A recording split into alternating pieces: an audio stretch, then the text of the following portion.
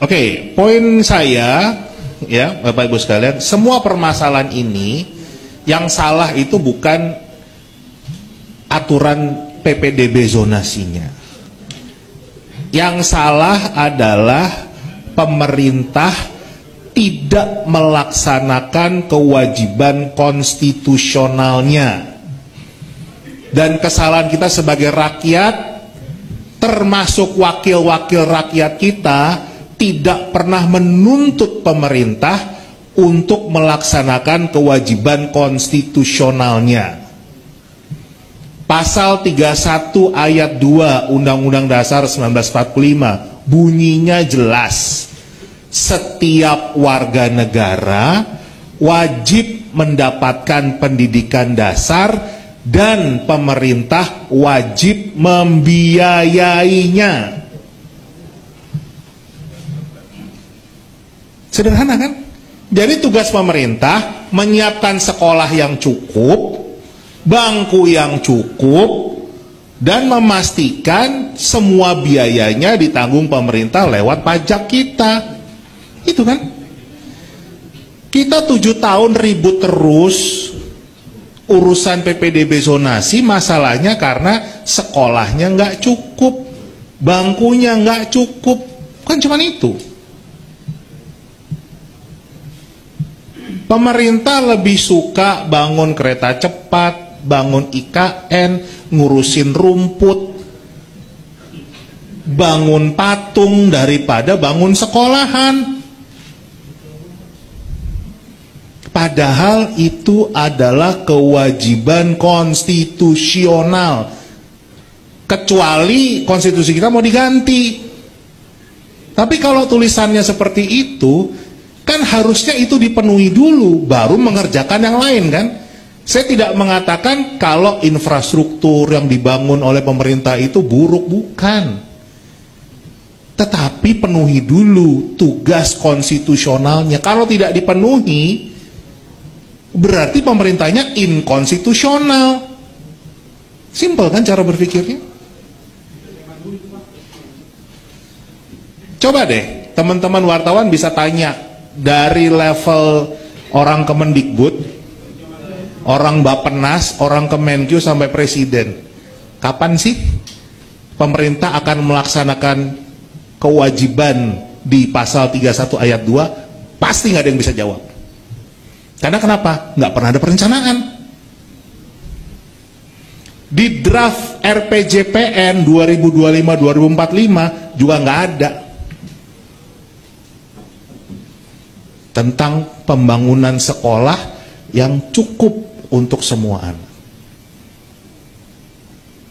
Ditambah lagi pelanggaran konstitusi yang kedua, pasal 31 ayat 3 bunyinya adalah pemerintah mengupayakan satu sistem pendidikan nasional, satu sistem.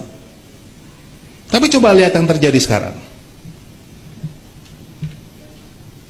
Pemerintah pusat, urusan PPDB nih akan menyalahkan pemerintah daerah. Ya kan?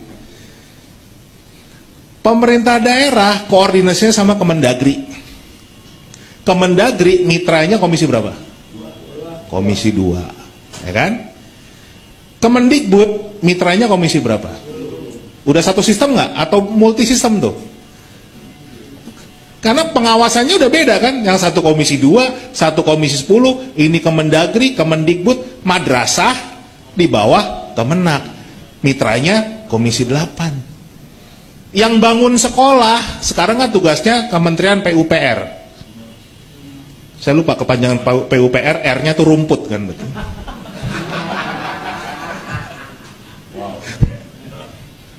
Itu komisi berapa tuh PUPR? Nah kan udah beda lagi kan kita lihat. Tapi konstitusi bilangnya kita punya satu sistem. Nah itu lagi yang kita langgar dan kita biarkan. Makanya kacau nih. 642 triliun anggaran APBN pendidikan nggak pernah jelas larinya kemana. Bikin sekolah aja enggak. Kita selalu kekurangan sekolah dan akhirnya malah membuat anak-anak kita mentalnya rusak karena diajarin cara korupsi mulai dari SD. Bicara SDM unggul, enggak, mentalnya koruptor. Dari SD udah diajarin korupsi. Jadi ya, bayar ya kalau buat masuk sekolah. Jadi, apakah ini bangsa yang cerdas? Kalau buat sekolah yang gratis, dia harus bayar 16 juta. Pinter nggak tuh? Nah, buat masuk sekolah yang gratis, dia harus bayar. Cuman orang bodoh yang mau melakukan itu. Dan itu sepertinya buat bangsa kita hal yang biasa. Bicara bonus demografi, bohong. Ini makanya presiden mau cawe-cawe urusan pilpres kan? Kita kekurangan SDM unggul. Kita kekurangan, buktinya apa? Ya, Menteri BUMN harus ikut juga jadi ketum PSSI. Kekurangan SDM unggul kita. Ya, harus double-double. Itu kan indikator yang kita lihat.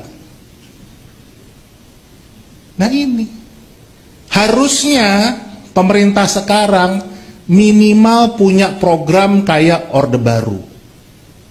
SMP Inpres, SMA Inpres, SMK Inpres, baru tuh kelihatan.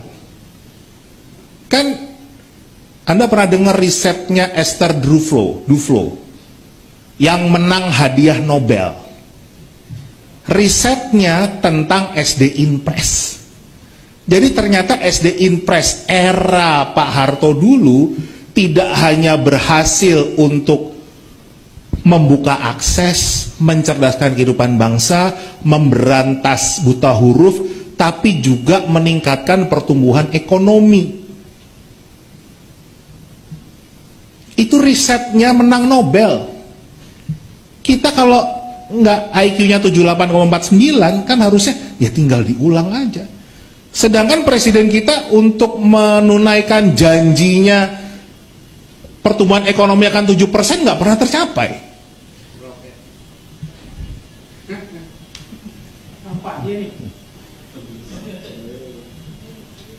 Kan gitu. Jadi ini yang harus kita ingatkan. Sesuatu hal yang sebetulnya sudah pernah dilakukan, tinggal di eskalasi kan. Kalau dulu SD Inpres, ya sekarang SMP Inpres. Kalau nggak ada SMP pasti kekurangan terus. Kalau sekarang kan SD sudah banyak yang kelebihan siswa kan. Seperti di Ponorogo banyak SD negeri yang nggak punya siswa. Kenapa? Karena itu hasil dari SD Inpres. Harusnya dilakukan itu. Tapi yang terjadi kan malah presiden mengolok-olok SD Inpres kan. Waktu beliau ditanya, kenapa buat bangun IKN harus menggunakan tenaga asing sebagai pengawas? Memang mau hasilnya kayak SD Inpres. Tuh, berarti kan beliau nggak tahu kalau SD Inpres itu bukan masalah gedungnya, tapi memberikan keadilan sosial, mencerdaskan bangsa, meningkatkan pertumbuhan ekonomi. Ini problemnya.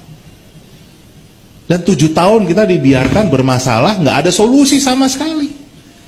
Sampai hari ini nggak ada sepatah kata pun muncul dari Mendikbud. Ya mungkin tadi kementeriannya udah dibubarkan, saya nggak tahu. Nggak ada sepatah kata pun dari presiden. Tapi rakyat dibikin susah. Di Jawa Barat sudah 4.800 siswa yang dibatalkan. Itu baru level SMA, SMK. Padahal mereka berbuat itu karena ya gubernurnya sendiri lebih suka bikin patung daripada bikin sekolah.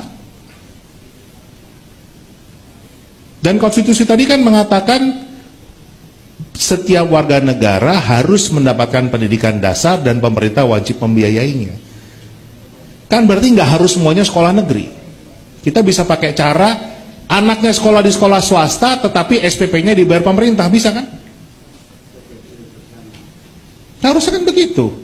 Kalau mau cerdas sedikit, katanya lulusan Harvard,